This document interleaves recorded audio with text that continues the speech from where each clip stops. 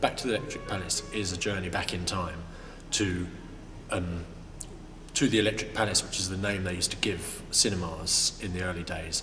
And we've taken 5 films have been chosen, each one because they're pioneering in the world of cinema. They each were the first film to introduce a certain technique or a certain type of movie. And it's a journey back in time and also kind of a journey into the future, because 5 composers, young composers, have written new soundtracks to these which are going to be performed live, and they kind of make these old films suddenly feel very contemporary and relevant again, and you realise how groundbreaking they were, and with a new contemporary soundtrack they suddenly feel really alive again.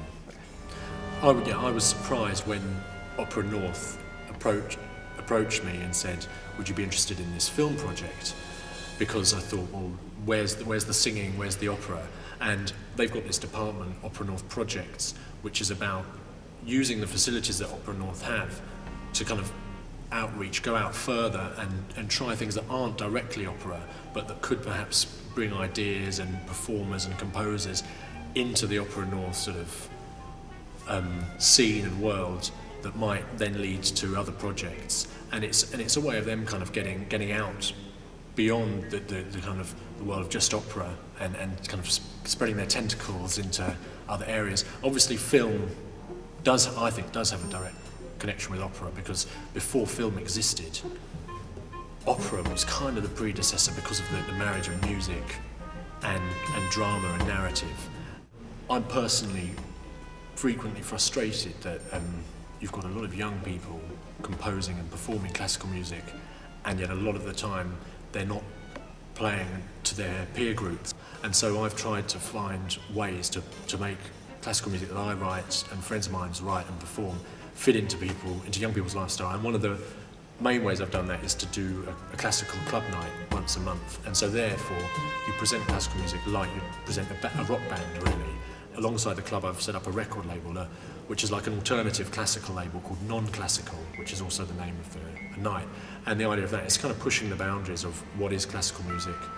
We'll release a contemporary classical piece, say a string quartet that I might have written, or a string piece that some friends of mine have written, and then we'll get other producers from other musical backgrounds to do remixes of it. The 5 films are quite contrasting, and so the challenge was to find 5 composers who would suit each film.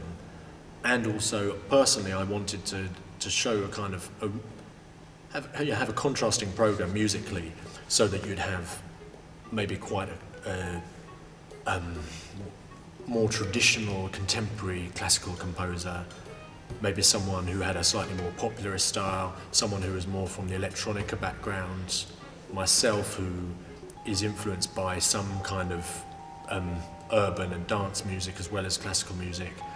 And it's worked really well. Each film has got a very strong identity, and that's partly because of the composer chosen. Cinema's so sophisticated now that you go back to sort of 1913 or 1907, and they were really just working out how to do it. And even the acting style often feels a little bit hammed up, a little bit exaggerated. So, for example, the film I did, The Musketeers of Pig Alley, when I first watched it, I thought, my God, this film just all feels a little bit hammed up and a bit of a caricature, a bit too melodramatic. Is anyone going to take this seriously? And then as soon as I put some kind of heavier, darker chords and music behind it, that just disappeared, and suddenly it gave it a kind of sinister weight.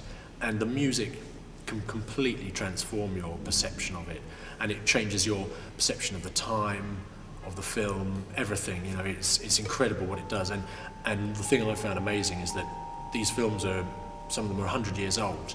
Put some contemporary modern music by a young composer on them, and that you forget they're black and white. They feel like they could have been made quite recently.